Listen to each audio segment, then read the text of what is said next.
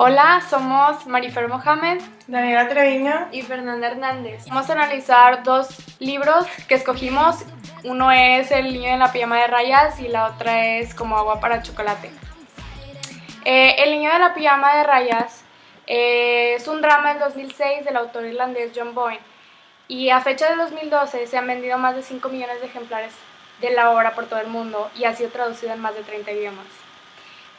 Pues el género de este libro es narrativo y es subgénero novela. El idioma original es en inglés y pues el título original es en inglés The Boy in the Striped Pyjamas. Pues el país donde se escribió fue en Irlanda y tiene 217 páginas. Bueno, pues la historia del niño de la pijama de rayas trata sobre una familia que el papá es un general muy importante que trabaja con Hitler. Entonces se cambian de pueblo. Primero vivían en Berlín y se mudan a un pueblo. Y el niño chiquito se llama Bruno, quien tiene una hermana mayor. Bruno se enoja mucho al saber que se va a mudar porque luego extraña a sus abuelos, su familia, sus amigos, etc. Cuando llegan al pueblito, pues Bruno es un niño que le gusta explorar mucho, entonces decide irse a explorar el campo. Cuando está en el campo, se pierde. Cuando el niño se pierde en el campo, encuentra un campo de concentración. Claro que el niño no sabía que era un campo de concentración. Y cuando llega ve a un niño chiquito con una pijama de rayas y se hacen amigos. Entonces a partir de ahí, todos los días, a partir de que Bruno encuentra a su amigo en el campo de concentración, va todos los días a visitarlo y le lleva juegos, etc. Pero un día su amigo que está en el campo de concentración llamado Shmuel llega preocupado y le dice a Bruno que no encuentra a su papá. Se meten al campo de concentración a buscar al papá de Shmuel. Entonces, al momento que se meten, pues en el campo de concentración los llevan a una cámara de gas y ahí se acaba la historia. Y el final es como, cada quien lo puede interpretar de una manera diferente porque muchas personas lo pueden interpretar como que se murieron o pueden, o sea, lo deja como ustedes lo quieran de que terminar. Y algunos temas que encontramos fue la inocencia de Bruno, porque Bruno está como ciego a la realidad, pero es gracias a su inocencia, o sea, él no ve todo lo malo que está pasando a pesar de que su papá tiene un puesto súper alto y es un militar súper Importante. Importante. Y otro tema que encontramos fue la amistad, porque él, a pesar de que no sabía y era muy inocente en todo, y creó su amistad con Shmuel y con el que trabajaba en su casa. Era súper buena persona y, o sea, no entendía por qué lo maltrataban, pero aún así a él, o sea, no le importaba todo lo sí, a pesar de las diferencias de que uno estaba muy bien, o sea, de que era de familia de soldados y el otro estaba en un campo de concentración, a pesar de esas diferencias sociales se hicieron amigos y la amistad para ellos es muy importante, ya que Bruno le ayudó mucho a Shmuel a encontrar a su papá y siempre estaban hablando, platicando y pues se hicieron muy amigos gracias a esto. Y eso es lo que destaca Bruno. O sea, Bruno es un niño de 9 años que, o sea, vive en Berlín y se muda al campo de concentración. Él es un niño que tiene muchos sentimientos, o sea, es una persona muy buena que se preocupa por los demás. Pero a la vez está ciego a la realidad. Y, o sea, Shmuel es un niño que también, o sea, le encanta todo eso, pero, o sea, él tiene idea de lo que está pasando, pero aún así muestra su inocencia, ya que no sabe cómo explicar todo lo que está pasando de que en el campo de concentración con Shmuel. O sea, es un niño que también, o sea, es muy buena persona, súper inocente y que no tiene la culpa de todo lo que ha estado pasando. Además, Bruno no se da cuenta de la crueldad que está sucediendo a su alrededor y hablan sobre diferentes cosas, de lo mismo pero diferentes puntos de vista. Shmuel dice que los soldados son malos y para Bruno los soldados no tienen nada de malo. Como su padre era soldado, entonces él lo veía como algo normal, pero Shmuel decía que eran malvados. Entonces tampoco se ve esto de su alrededor porque pues también es base de la inocencia, de que no sabían qué estaba pasando. y pues se puede ver también mucho la crueldad de los nazis hacia de los campos de concentración. Bueno, algunos símbolos que se encuentran en el cuento, pues el alambrado, ya que separa a dos mundos muy distintos, o sea, el mundo de Bruno, de los generales, de dinero, y al otro lado de sufrimiento, de dolor, de los judíos, de todo lo que estaban pasando. Y otro símbolo también puede ser el campo de concentración, ya que representa opresión en toda la situación que había. Y también la pijama de rayas representa como que la otra cara de Alemania que están viviendo de que nada más los judíos, o sea, representa todo por lo que están sufriendo. El contexto de la historia, o sea, se lleva a cabo en la Segunda Guerra Mundial, cuando todos los judíos eran explotados y los llevaban a campos de concentración, ya nada más por el hecho de tener esa religión, y tipo, de eso se trata la historia más o menos. El mundial fue un periodo de mucha injusticia porque explotaban demasiado, no solamente a los judíos, que en este caso en el libro pues es a los judíos, pero en realidad en la Segunda Guerra Mundial explotaban a Hitler, explotaba a todo lo que no fuera perfecto, o sea, a las personas que estaban con discapacidad, que no eran inteligentes, que no eran de ojos de color y güeros. Entonces era más que nada, o sea, que no los trataban como iguales. Entonces había mucha injusticia de esto. Y pues el mundo, la verdad, en este entonces está plagada de gente que como que se creen superiores y piensan que de esta forma es una justificación para denigrar a los que son iguales a nosotros. Entonces este es un mensaje que más o menos nos puede dejar la historia para la sociedad actual. Y en el libro se puede encontrar muchas referencias sobre... que mencionan mucho a Hitler, pero en realidad no lo mencionan. O sea, hacen muchas referencias al Furias que podemos como suponer que es Hitler. Y pues que Furias que se menciona mucho en el libro, lo podemos suponer que es Hitler por el contexto de la historia de que se trata, que fue en la Segunda Guerra Mundial, y cómo se menciona, o sea, cómo dicen que es. Entonces, porque también lo describen en el libro como en realidad es Hitler, que tiene un bigote chiquito aquí, que era chaparrito y así. Entonces, pues podemos suponer que están hablando de Adolf Hitler y de las injusticias que él hacía que todo el mundo pasara.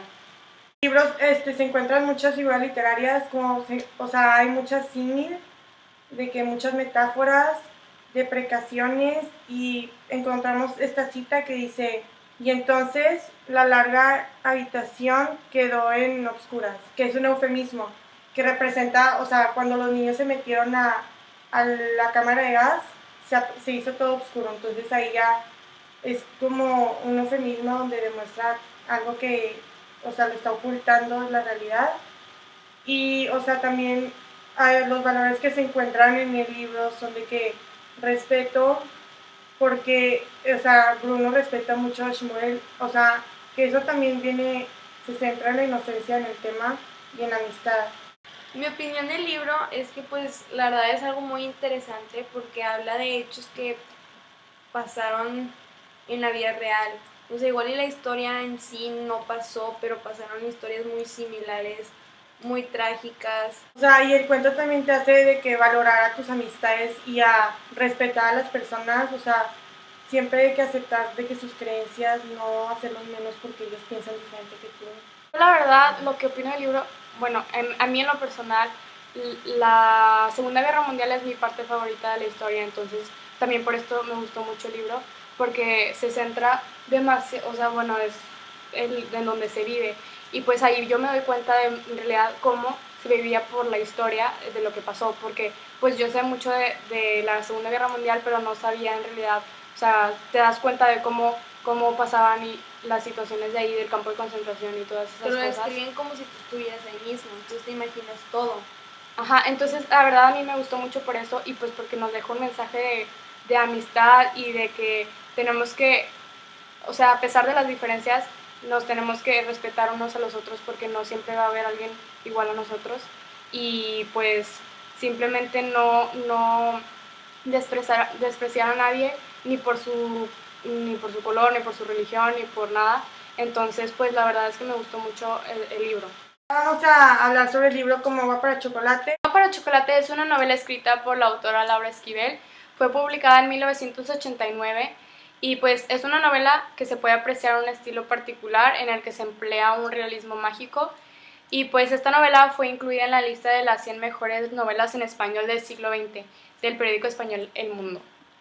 Bueno, la historia, o sea, se trata sobre que doña Mamá Elena, que tiene 3 hijas, o sea, que es Tita, Rosaura y Gertrudis. Y Tita Es la hija más pequeña. El libro Como agua para chocolate trata la historia...